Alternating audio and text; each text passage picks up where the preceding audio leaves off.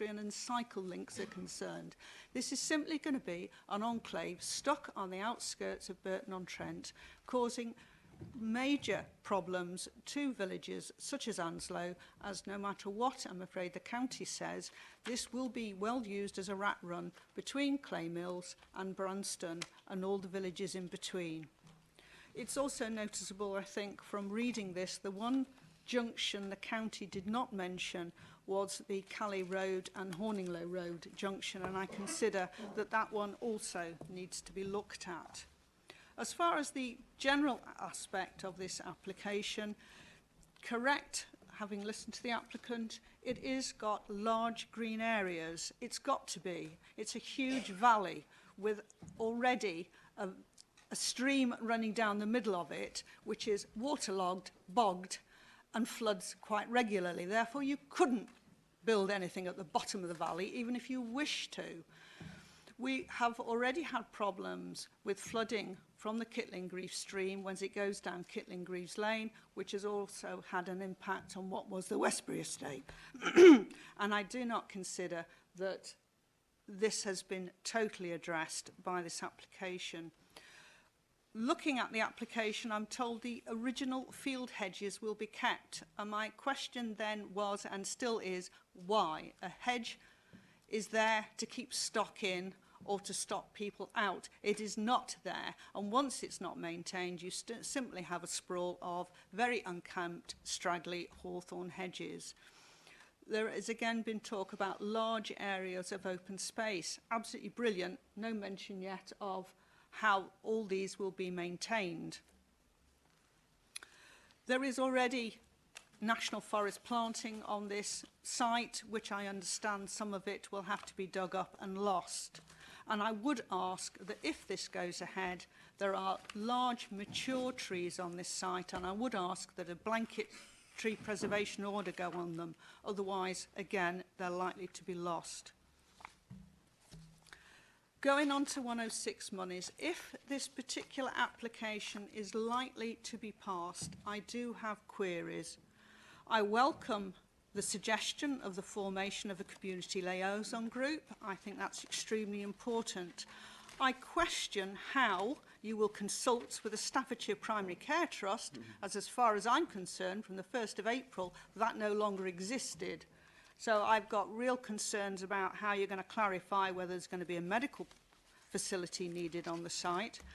I really query the highway sums that are talked of as to how, or is there sufficient money from all the highways measures it talks about, from traffic calming measures in Anslow, Field Lane, etc., because these seem to be very small amounts of money that will be needed. And my major problem with Section 106 monies is we know that Hallam Land are only looking for this for outline planning permission, and they've made it very clear that when they get planning permission, this will be bundled off into various parts. And we have already got a huge example in this borough of this happening, and when it happens, each individual separate smaller developer turns around and says, can't afford what you're asking from the 106, and therefore they don't happen. So I really want, Chairman, for us to say, if you are going to pass this, how are you going to tie up these 106 agreements that they will not be lost in the future, and that once this area is divvied up into smaller plots, how we can ensure that the £1 million for the school, the amount of money that will be needed to maintain any areas, how we will get the money that will be required for the community facility, how will we ensure that that happens and not fails? And we've got a huge example in this borough of where that's failed in the past. So to reiterate, I understand why this particular document is saying we should permit, but I would still ask that this be refused. Thank you.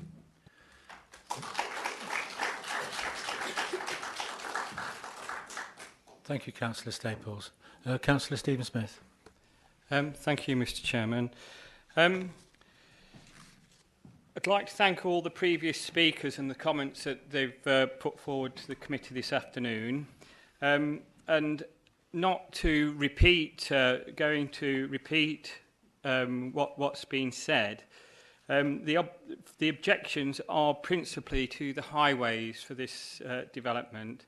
And what I'd like to do is pose a question to the County Council Highways Officer we have here on what the proposals of the £807,000 that there is in the 106 agreement is, how it's going to be spent to mitigate these highway concerns. Thank you, Councillor Smith. Councillor Hall, before I go to... Oh, you'd like an answer now.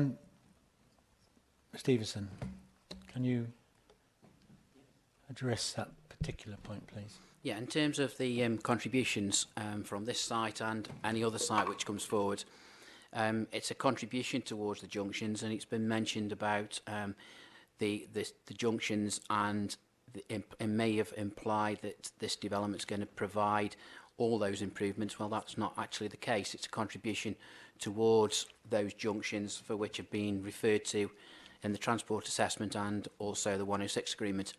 So it's a contribution of their impact on the wider network, and therefore those junctions which have been raised, including the sustainable measures as well, would also be a contribution towards. So if anybody's under the impression that the contribution referred to is to deliver all those improvements per se by this development, then that's never been the case.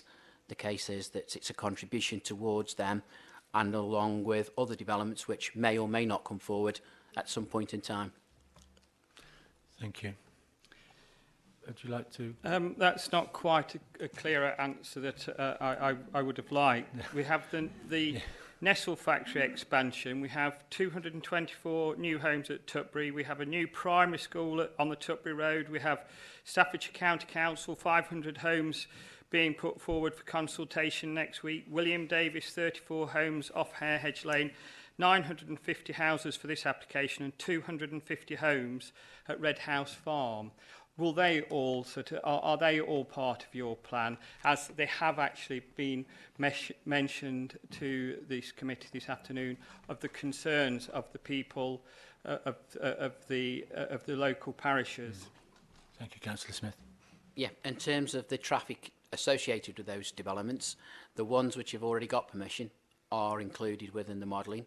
Some of the earlier sites, the one you referred to at Tutbury and the Nestle cafe, the Nestle factory, haven't made any contributions, to be fair. They've made other mitigation measures as part of their proposals. But this site and the other sites you've referred to certainly will be subject to contributions. Red House Farm, which has come to committee, has made a contribution or has offered a contribution. This one has offered a contribution. And there's been one or two others which have offered contributions towards their mitigation. Mr. Chairman, would it be unreasonable to ask this to be deferred until we can have sort of a clear plan on so we could have clear details of what the mitigation for this development is and the larger picture on the other developments, because this is of concern to everyone that's living in Outwards Parish and all the associated parishes. We actually travelled from Beam Hill this morning via the road through Anslow to Tate Hill to the Branston Island, and it's going to affect a lot of people, and I don't think that we have the right information here to actually make a reasonable judgment. Thank you, Councillor Smith. I think many of us probably could concur with that view. Could we have a legal comment on deferment? Oh, Councillor Smith, well, for all of members, then obviously, as we know, we can defer if we feel that there is a genuine reason, obviously, and a reasonable reason for us to do so, and there's going to be some significant issue that we're dealing with, because obviously we've got to also consider the transparency and obviously the delay process that can bring about. So really we just need to have a look at and consider here is what the significance of and what we're going to achieve by actually deferring at this point. Can I just park that for a moment, but it's something that after Councillor Jones, Councillor Hall have both asked to speak. If you would like to continue on that. Yeah. Just for consideration on that, in the transport assessment, on table 7, the uses of the total population of 1,179 to the estimated number of trips generated, which seems very low for the number of 950 dwellings. So that, to me, part of the assessment is flawed. And I would like to say then, Mr Chairman, that it's for these reasons that I won't be supporting this. Thank you, Councillor Smith. This. Yep. Thank you. Councillor Hall, then Councillor Jones. Thank you, Mr Chairman. Yes, I think Councillor Smith's summed up what I was going to be asking, which was to do with highways, and I think that's the biggest problem with this particular application, off-site highways. Could perhaps the case officer or perhaps Mr Stevenson, could you tell us what the difference between this application is and what the previous application was? In other words, have the applicants gone away and considered what our concerns were as a committee in March and gone any distance towards mitigating particularly the issues of off-site highway problems? Thank you.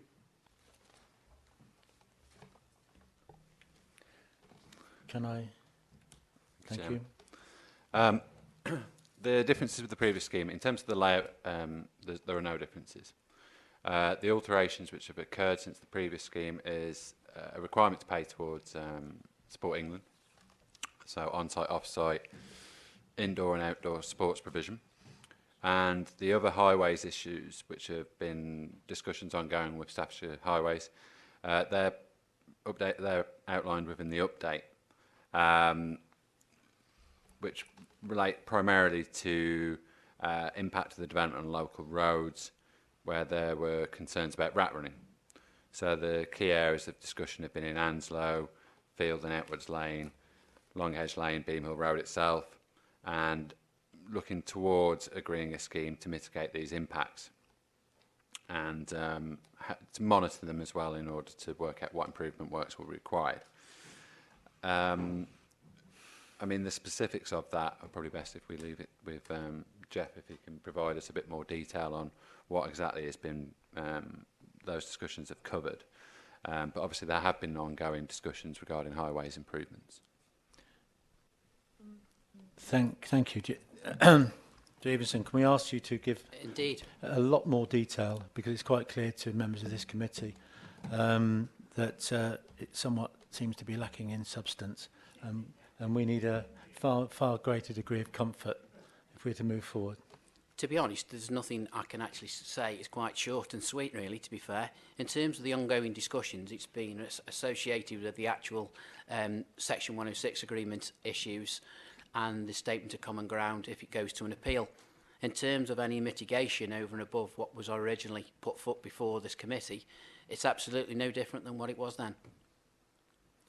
So in terms of the issues which we've been discussing, it's purely related to the statement of common ground, the position where we were at, and what the contributions were going to be used for, which, to be fair, was already there in the papers previously. This Before you come in, Councillor Hall, I think that was well discussed at the last meeting. It was one of our major points of issue, and Councillor Hall does want to come in, and I'm going to indeed allow that, because he has a very good handle on where we were with the highways issues then, and as has already been stated, they don't seem to have altered since that time of our previous consideration, and I think we need to revisit that. Councillor Hall. So since the previous application, which we refused, and the reason for refusal that we gave as a committee was the impact on off-site highways, what the applicant have put in place then is for further monitoring of the impact on those highways. Can you explain